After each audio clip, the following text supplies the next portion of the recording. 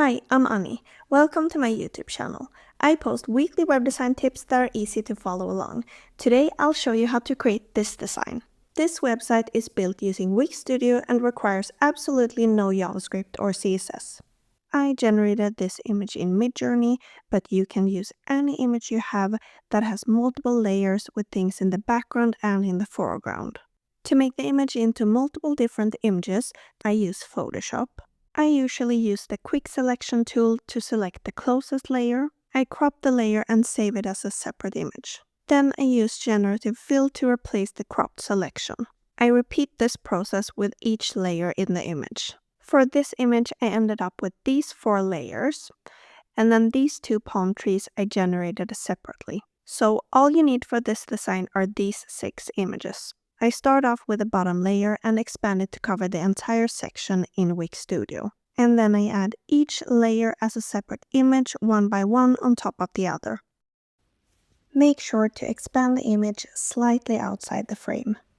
Your size settings depends on which screen size you're building for, but I recommend going through your images and turning on advanced settings under size. This will convert the width to a dynamic value, in this case 118%, just because I expanded the image slightly outside the frame. Having a dynamic value like this will help you adjust the images to all screen sizes automatically, instead of having a set pixel value like 1500 pixels, because if someone were to visit the site from a screen larger than 1500 pixels, the design would not cover the entire screen, and that would just not look good.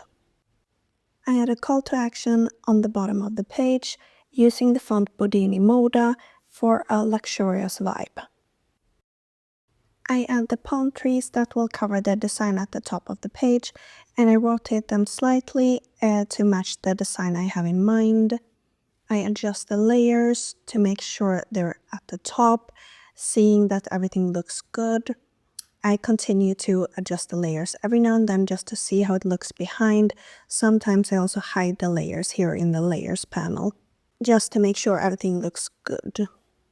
I knew I wanted text to move with the palm trees, but when I added the text I felt like there wasn't enough contrast, so I just opened up the images in the image editor.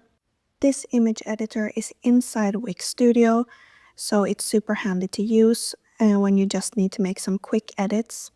To make the text stand out more, I just adjusted the exposure to make the image look darker. And then I did the same on the other palm tree.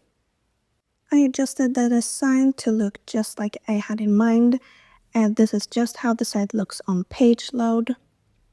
When I felt like everything was in the right place, I just selected one text box and one palm tree and placed both of them in a container and did the same on the other side.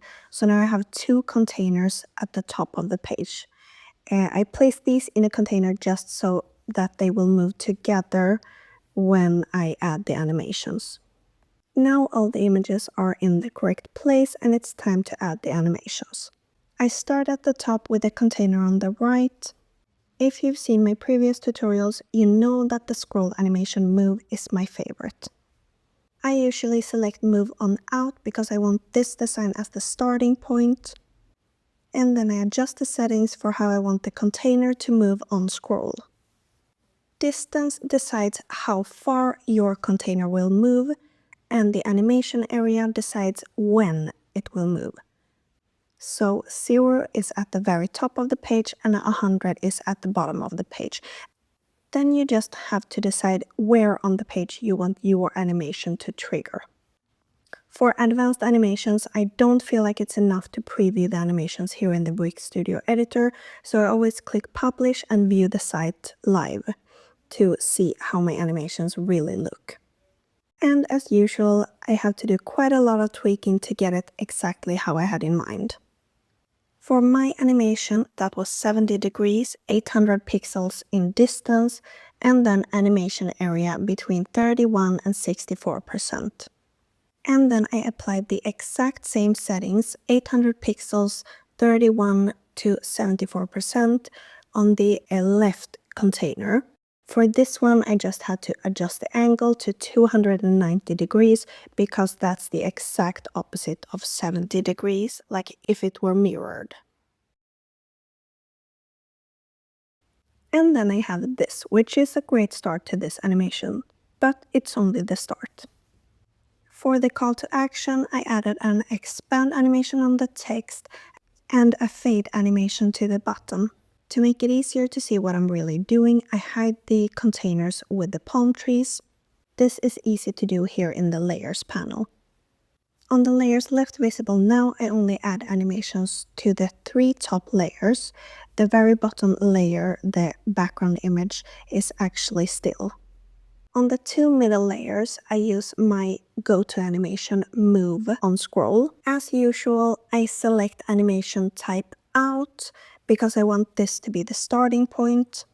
The layer just above the bottom layer, I have the angle on 0 because I want the image to move straight up when I scroll down. I try out a bunch of different settings to see what really looks the best and looks exactly how I had in mind, but I ended up selecting 622 pixels between the animation area 3 and 56%. The layer on top of that is just the image with the pool. For this one, I also selected move on scroll, and as usual, I want this as the starting point, so I select out. And for this, I also wanted it to move straight up, but not as much because I wanted to be like the perspective is changing. So for this, I just set it to 150 pixels between 0 and 14%. But before I settled on these settings, I tried so many different settings just to see what really looks the best.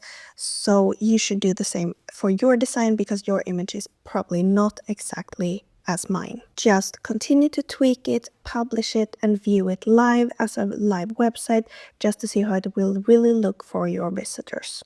For the final top layer, the image with a woman, I selected actually the opposite, so animation type in, but also on scroll, of course, and the animation shrink. At this point, I think you guessed it because I tried around so much and tweaked it till I got it exactly how I had in mind, which turned out to be scale 150% from the center, speed 0, and then animation area 0 to 50%. Finally, all you need to do is unhide the 2 top containers. And that's exactly how I built this animated website using no code in Wix Studio.